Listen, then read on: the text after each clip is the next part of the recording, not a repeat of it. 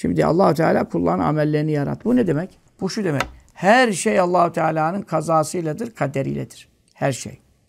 Peki kaza ile kaderin ne farkı var? Kaza ve kaderin farkı şudur. Kaza millet tabi anlamıyor şimdi. Sırf kaza desen anlamıyor. Kader yanına koyarsan anlıyor. Yoksa Arap trafik kazası zannediyor. Kaza ve kader. Tabi trafik kazası da buradan gelebilir. Çünkü Allah takdir etmiştir. Ezelde onun için arabalar birbirine çarpıyordur. O da kaderin bir eseridir yani. O da yani sen zannetme ki trafik kazası kazayla kaderle değil. Onu demek istemedim. Ama burada kazadan maksadımız nedir? Kaza Allah-u Teala'nın ilmi ezelisindeki, Rabbimiz ilmi ezelisindeki külli ve icmali hükümler. Külli ve icmali ne demek? Ezelde. Ezel ne demek? Gökler, yerler, güneşler, aylar, insanlar, cinler, melekler, felekler hiçbir şey yokken sırf Mevla Teala var. Çünkü onun yok olduğu bir zaman yok geride. Ezel oraya deniyor. Ama Allah Teala var iken hiçbir şey yoktu. Kânallâhu le müküm şey. Hiçbir şey onunla beraber yoktu. Sonra her şeyi yarattı. Yaratanla yaratılanın farkı, yaratılan sonradan olma. Mevla yaratıyor. Şimdi ezelde Allah Teala her şeyi bilir. Nasıl bilir? Külli ve icmali. Külli bütünüyle bilir. İcmali de toptan.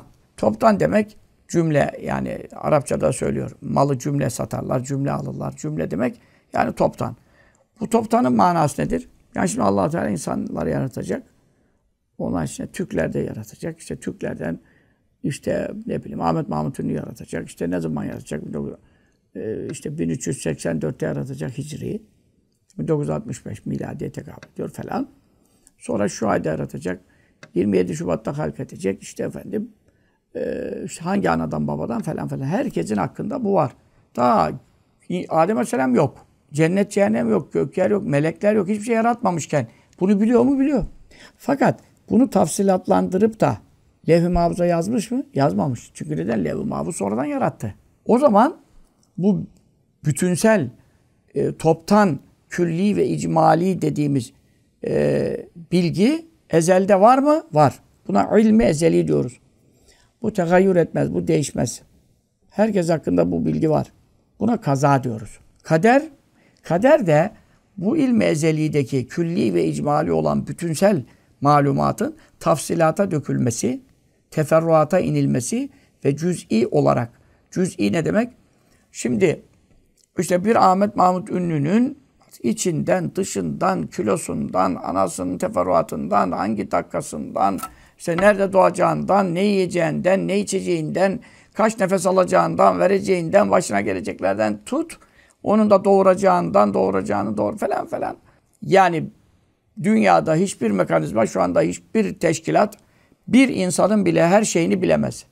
Tek bir insanın her şeyini bilemez. Neden her şeyini bileceksin?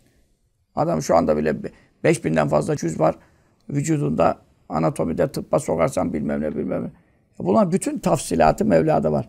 Bir de yaratılışından ölene kadar, kabirdeki ahvaline kadar, mahşere çıkışına kadar, cennete veya cehenneme girişine kadar bu bütün tafsilat. Bir kişinin başına gelecekler bile sınırsız ve sonsuz değil ama Allah ilminde bize göre sayılamayacak kadar teferruat var. Bir kişinin.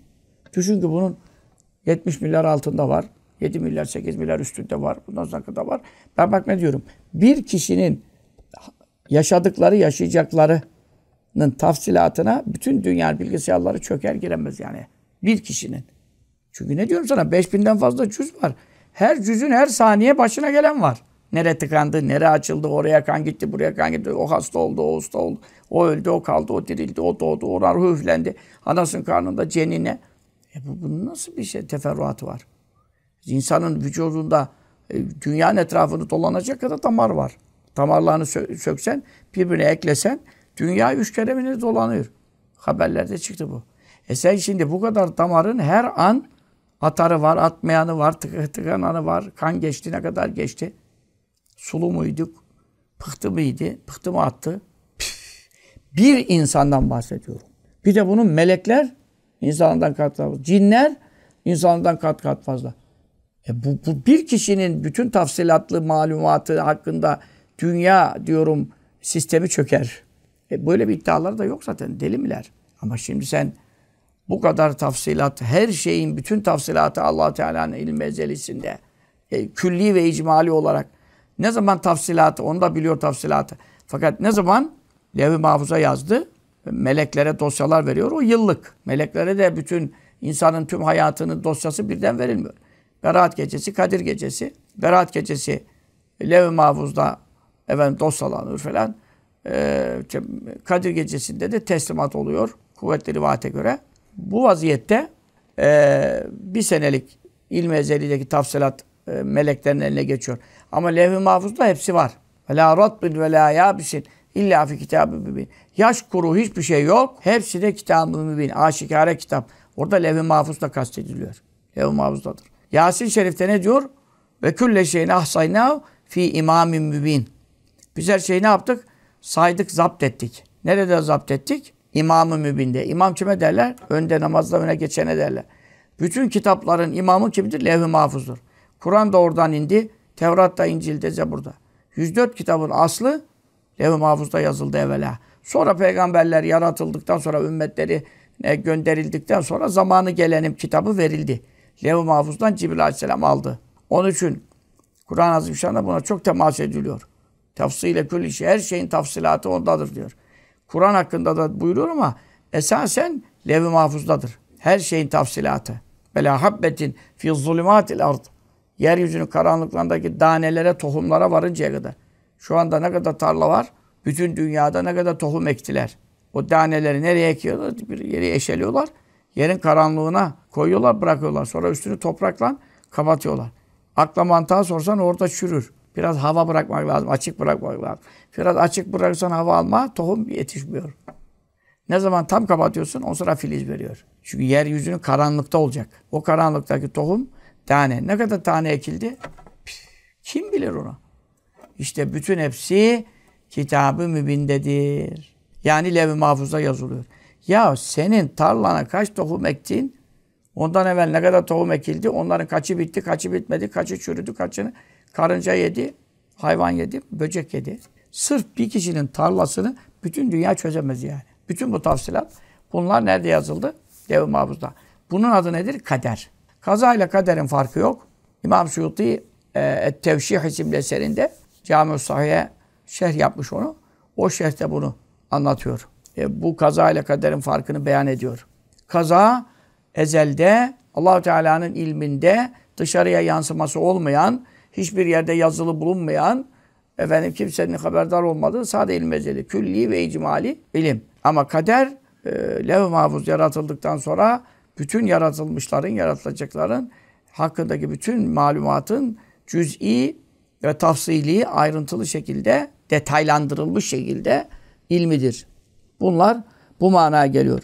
Şimdi her şey Allah'ın kazasıyla, kaderiyle. Her şey. Yani Allah Teala ezelde bilmeden ben şu anda şuraya parmağımı şuraya koyamam. Ben bunu yapacaksam şimdi mutlaka biliyor ki yapacak. Yapmaktan vazgeçersem mutlaka biliyor ki yarı yoldan dönecek. Bunu biliyor. Sonra bunu Levh-i Mahfuz'da yazıya döktü mü? Döktü. Kullen yusibena illa ma keteballahu lena. Allah bize ne yazdıysa o başımıza gelir.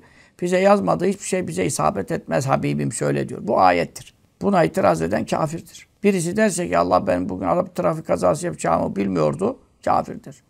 Birisi derse ki bütün ulemanın ittifakıyla kafirdir diyor İbn Hacer Eytemi Hazretleri. Bütün ulemanın ittifakıyla hiç kurtarı tarafı yok. Tevile müsait değil. Çünkü neden? Adama diyor ben kimle evleneceğim hocam diyor. Allah diyor bilir mi diyor bunu. Adam da diyor ki Allah senin kiminle evleneceğini ne bilsin evladım diyor. Ne hocası, ne sakalı, ne şey. Kafir oldu. Çünkü öyle de Allah bilmiyor dedi. Bunun gibi niceler. Çocuğuna araba çarptı, çocuğun öldü. Ya bu Allah'ın kazasıyladır, kaderiyledir. Adam diyor ki işte akaid ilmi kelam dalı başkan olmuş ya. Vallahi. Biz ona diyor işte Allah'ın yazısı ne yapalım? Kadere razı olmak lazım. Teselli için söylüyor adam. Allah'ın böyle bir yazısı yok diye. Bu adam işte bütün müftüleri yetiştiren ilahiyatta ilmi kelam dalı başkanı. İlmi kelam ne? İtikat. İtikattan sorumlu başkan. Yani şimdi ben ne yapayım, nereye gideyim ya?